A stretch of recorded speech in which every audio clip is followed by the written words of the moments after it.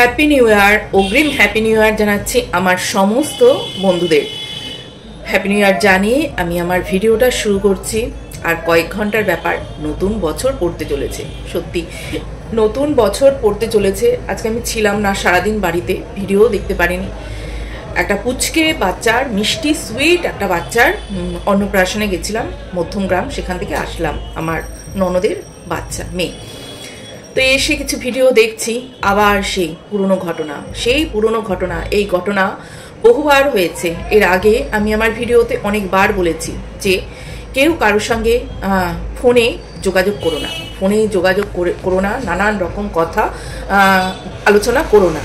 যখনই এইরকম কিছু করবে, একটা টাইমে যখন নিজেদের মধ্যে মনোমালিন্য হবে, তখন সেই ঘটনাগুলোকে নিয়ে এসে তারপরে ইউটিউব প্ল্যাটফর্মে বেচা হবে।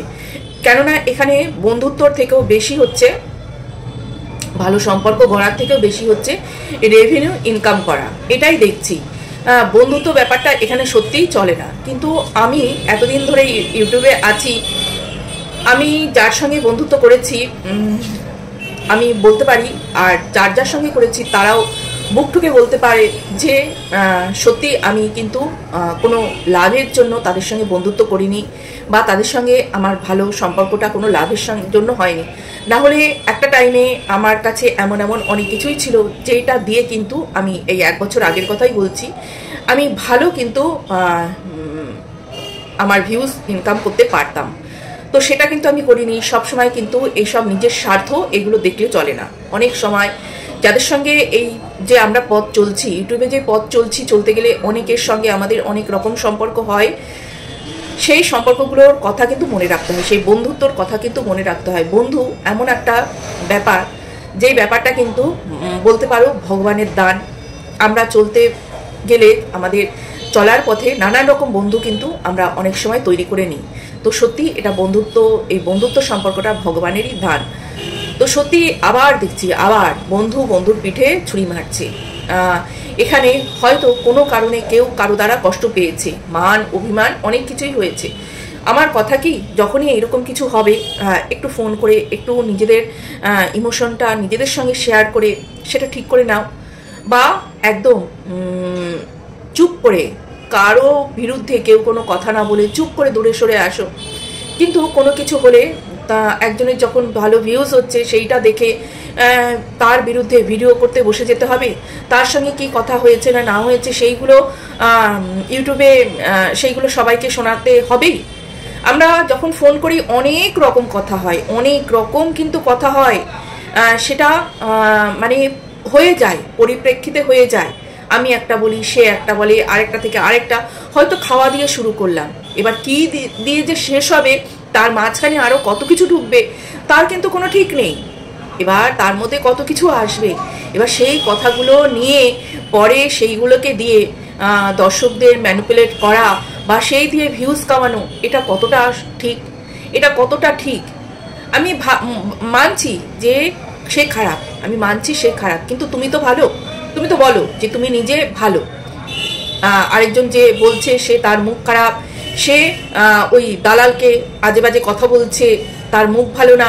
তুমি নিজে তো ভালো, কিন্তু তুমি নিজে ভালো হয়ে তুমি চুপ থাকো, তুমি তোমার কন্টেন্ট নিয়ে কাজ করো।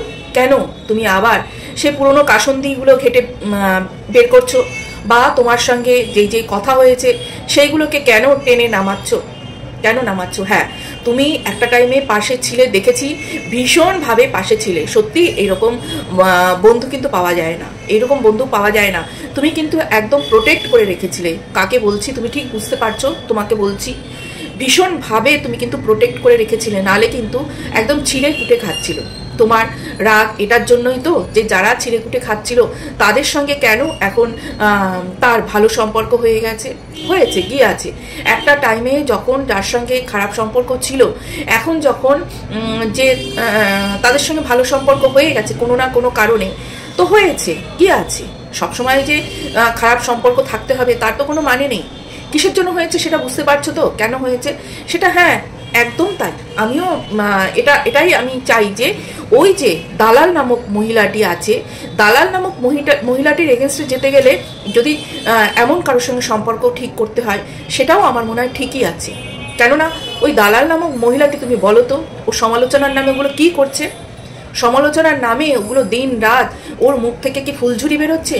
তুমি এখানে বললে যে কি না সৌহার্দ্য অর্পিতার ব্যাপারে কে কোন দুটো ভিডিও বের করেছিল, আর সৌহার্দ্য সেখানে এমনভাবে প্রোটেস্ট করেছে সেই ভিডিওগুলো, তারপরে আর কোনো কথা অর্পিতাকে নিয়ে বলতে পারেনি। তো আর এখানে সন্দীপ তার বউয়ের বিরুদ্ধে এমন এমন কথা বলেছে বা তার বউয়ের বিরুদ্ধে ভিডিও করে যাচ্ছে, সন্দীপ সেখানে কেন স্টেপ নেয়নি? অর্পিতা আর এখানে ট্যাপা সুন্দরী মানে টিন যাকে বলে, দুটো এক হলো। এখানে অর্পিতাকে কি কেউ এইরকম কিছু করতে দেখেছে? পরকীয়া করে ঘর ছেড়ে বেরিয়ে যেতে দেখেছে? ও তো দিব্যি ওর স্বামী সন্তান নিয়ে সুখে শান্তিতে ঘর করছে। সেখানে যদি কেউ মিথ্যে কথা বলে ভিডিও করে তখন তো তার হাজবেন্ড এটাও করবেই। এক্ষেত্রে যদি সন্দীপও হতো যে এখানে ট্যাপা সুন্দরীর ব্যাপারে কেউ মিথ্যে কথা বলছে অথচ ও কোনো পরকীয়া করছে না, তাহলে তো সবার আগে সন্দীপই বলতো। কিন্তু এখানে ব্যাপারটা কি হয়েছে তুমি জানো? ব্যাপারটা কি হয়েছে প্রথম থেকে তুমি কি জানো? আমার মনে হয় তুমি প্রথম থেকে ব্যাপারটা জানো না। এখানে তো ও পরকীয়া করেছে, পরকীয়া করে 17 তারিখে আগে থেকে 14 তারিখ থেকে যে ঘটনাটা ঘটেছে, 17 তারিখে ওই রকম অশান্তি করে ওর মা ভাইকে ডেকে নিয়ে ও ঘর থেকে বেরিয়ে চলে গেল ওর ছেলেকে না নিয়ে। এদিকে ওর সঙ্গে ওর জামা কাপড় নিয়েছে, ওর ডকুমেন্টস নিয়েছে, তার আগে ওর মায়ের কাছে ও গয়নাও পাচার করেছে শুনেছি। তো এই সব ব্যাপারগুলো করেছে। তারপরে রাত্রে থানা থেকে ফোন করেছে ওর কাছে যে ওর নামে কেস হয়েছে এরকম কিছু। যখন থানা থেকে ফোন করবে একদম একটা মানে একদম সাধারণ মানুষকে, আর তার আগে যখন তাদের বাড়িতে এরকম ঘটনা ঘটে গেছে তখন তারা কি ভাববে? আরও এরা গ্রামের মানুষ, একদম সরল সাদাসিধা মাটির মানুষ, এরা কোনো সাতপাত জানে না, কোনো এরা প্যাচগোছ কিচ্ছু জানে না। সন্দীপের পরিবারটাকে দেখলে বোঝা যায়। অন্য শহরের লোকরা তবুও একটু আধটু আইন কানুন জানে, কিন্তু এরা জানে না একদম। তো এদের যখন অত রাতে ফোন করেছে যে থানা থেকে আসতে হবে বা কিছু, তখন এরা কি করবে বলো? তখন তো এরা ভাববে যে এদের নামে একটা কেস করেছে। আর যেহেতু মেয়েদের পরেই কেসটা বেশি যায়, এই 498A বা এই ধরনের কিছু মেয়েদের পরেই যায়, মেয়েদের পরেই এই কেসটা যায়। তো তখন তারা কি করবে বলো? তখন তারা কোথাও গিয়ে একটা গা ঢাকা দিয়েছে আর তখনই ওই ভিডিওটা করে তারা তারপরে পোস্ট করেছে ভোর রাতের দিকে। তো ওইটা যদি না করতো, পরবর্তীকালে যখন সবাই জানতো তখন তো সবাই সন্দীপকেই চিচি করতো যে তোমরা এইসবগুলো করেছো। অলরেডি সন্দীপ অনেকটা ভুল করে দিয়েছে, কেননা সন্দীপকে বারবার করে বলা হয়েছিল যে তুমি আগে গিয়ে কেস করো, কেননা যে আগে কেস করবে তার কিন্তু সে কিন্তু ফেসিলিটিটা বেশি পায়। তো সন্দীপ কিন্তু সেক্ষেত্রে করতে চায়নি। সন্দীপ ভেবেছিল যে কেস কামারি কিচ্ছু হবে না, কেননা ও কেস করতে চায়নি, সন্দীপ কেস করতে চায়নি। একটা টাইমে এটা ঠিক হয়ে যাবে, সন্দীপের বউ আবার ফিরে আসবে, ওরা আবার ঘর করবে, এটাই ভেবেছিল সন্দীপ। সেই কারণে সন্দীপ কিন্তু আগে থেকে কোনো কেস টেস করতে যায়নি। যে আগে কেস করতে যাবে কেসটা তারপরেই থাকবে কিন্তু। তো এই সুযোগটা পেয়ে গেছিল ট্যাপা সুন্দরী, তো ট্যাপা সুন্দরী তারপরে কেসটা করে দিয়েছিল। তো এই ব্যাপারটা হয়েছিল, ব্যাপারটা হওয়ার পরেই কিন্তু সন্দীপ ওই ভিডিওটা করে। আর এই ভিডিওটা করায় কি সন্দীপের খুব দোষ হয়ে গেছে তোমরা বলছো? যে সন্দীপের বউকে বেঁচে খাচ্ছে, সন্দীপের বউয়ের চরিত্রে দাগ দিচ্ছে, এই জিনিসটা তো হয়েছে। এটা চরিত্রে দাগ দেওয়ার কি আছে বলো তো? ওরা সোশ্যাল মিডিয়াতে আছে, কতটা ধামাচাপা দিয়ে চেপে চেপে রাখবে? এটাকে রাখা যায় বলো তো? একটা টাইমে তোমরাই বা আমরাই তো জিজ্ঞেস করতাম যে বউ কোথায়, বউ নেই কেন। তখন যখন পুলিশ এসে মাল রিকভারি করে নিয়ে যেত তখন তো আমরাই বলতাম এত কাণ্ড হয়ে গেল জানালো না, তার মানে হচ্ছে সন্দীপই দোষ, সন্দীপের মায়েরই দোষ। এই কথাগুলো তো আমরাই বলতাম। আর তার ওর দিদিও তো এরকম কাণ্ডটা করলো, দিদিও তো এরকম কাণ্ডটা করেই দিত, ও দিদিও তো চুপচাপ থাকতো না। তখন তো আমরা সবাই মিলে সন্দীপের উপরে চেপে বসতাম যে তুমিই দোষী, তুমি যদি নির্দোষ হতে তাহলে তো তুমি আগে থেকে সব জানাতে। তো সেই কারণে সন্দীপ বলেছে। আমি তো বলবো সন্দীপ খুব ভালো করেছে ওই ভিডিওটা করে, নাহলে তো সবাই সন্দীপকেই আমরা দোষী ভাবতাম। তো তুমি সন্দীপের ওয়াইফের সঙ্গে তুমি কিন্তু ওই যে অর্পিতার সঙ্গে মিলিয়ে ফেলো না। অর্পিতা কিন্তু একদমই এইরকম না। অর্পিতা একটা মডার্ন মেয়ে, ওর হাজব্যান্ডেরও ওরকম একটা পরিবার থেকে বিলং করে, ওদের সঙ্গে কিন্তু মিলিয়ে ফেলো না। তো অর্পিতার ব্যাপারে যদি বলে অবশ্যই অর্পিতার হাজব্যান্ড রুখে দাঁড়াবে, ওর চরিত্রে যদি দাগ দিতে যায় অবশ্যই রুখে দাঁড়াবে। তো এই গেল তোমার ব্যাপার। তো এটাই বলবো সবশেষে যে যোগাযোগ সবাই সবার সঙ্গে রাখো, কিন্তু সত্যি কেউ কারোর সঙ্গে কিন্তু মানে ফোনে নিজেদের খুব গোপন কথা মানে ইউটিউবেরই গোপন কথা, মনের কথা বন্ধু ভেবে বলে ফেলো না। এই জিনিসটা অনেক দিন আগে থেকে দেখছি, এই জিনিস নিয়ে আমি আগেও বলেছি। তো সেই থেকে শিক্ষা নেওয়া উচিত ছিল সবার, কিন্তু মনে হয় যে ওই জিনিসটা দেখেনি। যেমনি কাকলির সময় যেই সব ব্যাপারগুলো হয়েছিল দেখেনি, তাই আবার সবাই ওটাই করছে, বন্ধু ভেবে বন্ধুকে মনের কথা সব খুলে বলে দিচ্ছে। তারপরে সেই সব নিয়েই আবার হচ্ছে ইউটিউবে নতুন করে ভিডিও করে নতুন করে রেভিনিউ কামানো, এইসব ব্যাপারগুলো হচ্ছে। আমি এটাই বলবো, তোমরা ভিডিও করো, সবাই সবার মতন ভিডিও করো, কিন্তু কেউ কারোর সঙ্গে যোগাযোগ করে, কেউ কারোর সঙ্গে যোগ সাজিশ করে ভিডিও করো না। এরপরে আসবো দালালের কথায়। দালাল এখানে বলেছে যে লালবাগের বাংলো দেখা যাচ্ছে উকি মারছে, লালবাগের বাংলো উকি মারছে। আর হচ্ছে আমি তাহলে বলবো লালবাগে তো বাংলো আছে, বাংলোতেও উকি মারবে, ওটা তো স্বাভাবিক। কিন্তু গডনগরে তো ঝুপড়ি, গডনগরের ঝুপড়িকে তো এইরকম করে অনুবীক্ষণ যন্ত্র দিয়েও দেখা যায় না। গডনগরের ঝুপড়িকে তো অনুবীক্ষণ যন্ত্র দিয়েও দেখা যায় না, সেটার উপরে সার্চ লাইট ফেলে ফেলে ফেলে ফেলে তারপরে একটু দেখা যায়। তো মানে এই যে দালাল এত মানুষকে এত রকমভাবে তাদের বডি শেমিং করে, তাদেরকে নিয়ে এত রকম নোংরা কথা বলে, সেই বেলায় চোখে দেখা যায় না, সেই বেলায় কানে কেউ শুনতে পাও না, কানে এই বেলায় কেউ শুনতে পাও না। কিন্তু এই যে এই দালালকে নিয়ে যখন কেউ কিছু বলবে খারাপ কথায়, তখন অনেকেরই খুব ঝাল লেগে যায়। তো যে যেরকম দেবতা, সে যেই ফুলে সন্তুষ্ট, সেই দেবতাকে তো সেই ফুলই দিতে হবে। তো যে লাল ফুলে সন্তুষ্ট, তাকে যদি সাদা ফুল দেওয়া হয়, সে তো সাদা ফুলে তার তো হবে না, তাকে তো লাল ফুলই দিতে হবে। তো এই যে আমাদের দালাল তো এইভাবেই তো দালালকে দিতে হবে, কেননা ওর মুখের ভাষা ওই রকম, তো ওকে ওই রকমই দিতে হবে, তবেই তো ও নিতে পারবে। ও যখন কাউকে নিয়ে সমালোচনা করে, ওর কথায় ও হচ্ছে সব থেকে বড় সমালোচক আর সব থেকে লজিকবান ওর সমালোচক। তো ও এমন লজিক দেয়, ওর লজিকের কাছে নাকি কারো লজিক টেকে না। ও এত বড় সমালোচনা করে লজিক দিয়ে। কিন্তু তোমরা ভালো করে যদি মানে ওর লজিক কতটা থাকে আর ওর ভিডিওতে পার্সোনাল অ্যাটাক কতটা থাকে, এটা ঠিক করে তোমরা বুঝতে পেরেছো কিনা আমি জানি না। কেননা এখন যেহেতু অনেকের কাছেই ভালো হয়ে গেছে কোনো কারণে, তো সেই কারণে এর এইসব ব্যাপারগুলো, এইসব দিকগুলো কেউ দেখবে না। যাদের কাছে ভালো হয়ে গেছে তারা দেখবে না। কিন্তু ও যে পার্সোনাল অ্যাটাক করে, ওকে পার্সোনাল অ্যাটাক দিয়েই কিন্তু ওর ওষুধটা খাওয়াতে হবে। যে যেরকম তিতো ওষুধটা অন্যকে খাওয়াবে, তাকেও সেই সেম তিতো ওষুধটাই খাওয়াতে হবে, তবে তো টেস্টটা বুঝবে যে এইটা টেস্টটা কিরকম। একজনকে আজকে মন্দিরা যখন ওকে ডেকেছিল, মন্দিরাকে যখন ওর দরকার ছিল, তখন মন্দিরা হয়ে গেছিল খুব ভালো, পরকীয়াটা তখন হয়ে গেছিল বৈধ। এখন যেহেতু মন্দিরা ওকে পাত্তা দিচ্ছে না, তা মন্দিরাকে দিয়ে ওর কোনো কাজও নেই, সব কাজ মিটিয়ে নিয়েছে, সেই কারণে এখন পরকীয়াটা হয়ে গেছে অবৈধ। ওর স্বামী থাকতেও ও অবৈধ কাজ করেছে। ওর হাজবেন্ড এখন হয়ে গেছে খুব ভালো, নাহলে একটা সময় সোমনাথকে ধর্মের সার থেকে শুরু করে কুড়ে, জুয়াখোর, মাতাল, কত না কিছু বলেছে। এখন সেই সোমনাথ খুব ভালো হয়ে গেছে। এখন মানে কি বলবো, এখন মন্দিরা খারাপ হয়ে গেছে, সোমনাথ এখন ভালো হয়ে গেছে।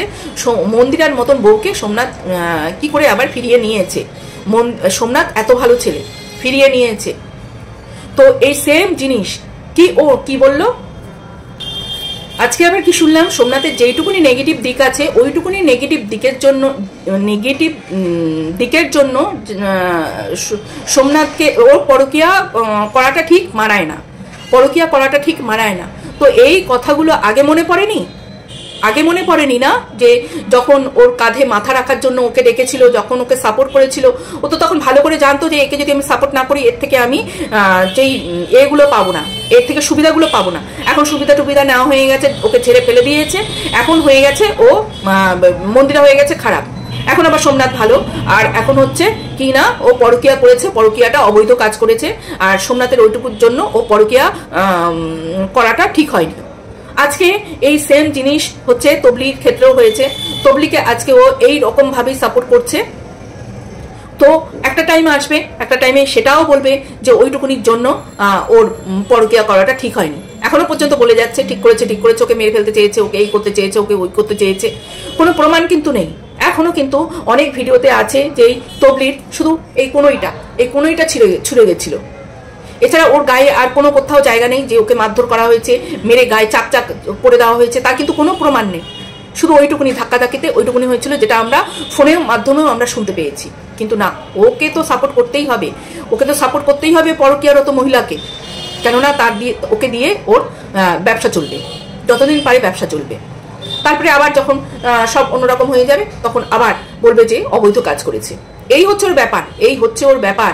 আর এই সব করতে করতে ও নিজে এমন মানে কি বলবো, যে নিজের চেহারাটা এমন একটা পর্যায়ে গিয়ে দাঁড়িয়েছে, অন্যকে চটকে খেতে আমার মনে হয় পেট খারাপ হয়ে গিয়ে ওর এমন একটা চেহারায় গিয়ে দাঁড়িয়েছে। সেই চেহারা আমার মনে হচ্ছে দ্বিতীয় ঝুমা। সেই চেহারা নিয়ে নাচ করতে আসছে। ওরে বাপরে বাপ, দ্বিতীয় ঝুমা লাগছে পুরো। সত্যি তুই নাচ করিস না, গানটা ভালো করিস, গানটা কর, ভালো লাগে। নাচ করিস না, মনে হচ্ছে সব খুলে ঠুলে বেরিয়ে চলে আসছে। কে নাচ করছে? তো লালবাগের কি বাংলো দেখা যাচ্ছে, তোরগুলো তো গডনগরের যে আছে ঝুপড়ি, সেই ঝুপড়ি তো অনুবীক্ষণ যন্ত্র, দূরবীক্ষণ যন্ত্র কিছু দিয়েই দেখা যায় না। নিজেরটা দেখেছিস, অন্যকে বলছিস। অন্যের জামা কাপড় নিয়ে, অন্যের কি দেখা যাচ্ছে না দেখা যাচ্ছে, সেই সব নিয়ে সব সময় সমালোচনা করিস, সব সময় কথা বলতে বসিস। নিজের কোনো ড্রেসিং সেন্স আছে? একটা এমন মানে ভারকিলা একদম চকচকে মার্কা জামা কাপড় পরলি, মনে হয় যেন ওই বিহারে যেই এগুলো হয়, যেই নাচগুলো হয়, তাঁবুটা নিয়ে যে নাচগুলো নাচে, জমকালো একদম ছকমুকি ড্রেস পরিয়ে উঠিয়ে দেয় নাচে। আর সাইড থেকে যেই সিটি মারে ছেলেগুলো দাঁড়িয়ে থাকে, মাঝে মাঝে রিভলভার দিয়ে ইয়ে করে, গুলি ছোড়ে, টাকা ছোড়ে। তো তোকে মনে হচ্ছিল একদম সেই রকম মনে হচ্ছিল। নাচিস না, রক্ষে কর, গানটা ভালো করিস, গানটা কর। লোকের নামে সমালোচনা করতে আসে, লোকের নামে বলতে আসে, নিজেকে আগে দেখ, নিজে কি অসভ্য একটা মেয়ে কোথাকারের।